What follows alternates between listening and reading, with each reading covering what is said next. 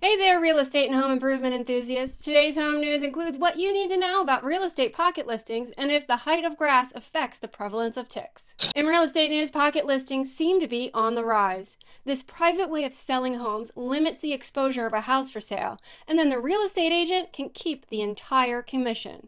Even though it's against National Association of Realtors' clear cooperation policy that within one business day of marketing a property, the listing must be submitted to the multiple listing service, it hasn't stopped the practice. With the hot real estate market, pocket listings probably won't disappear anytime soon. In lawn and garden news, a study by the U.S. Forest Service reveals that lawn mowing frequency doesn't influence the prevalence of ticks.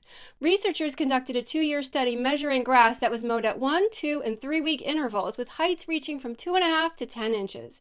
They found that even the tallest lawns did not have ticks. I'm Theresa with My Fix It Up Life, and you've just been served your home news quick fix.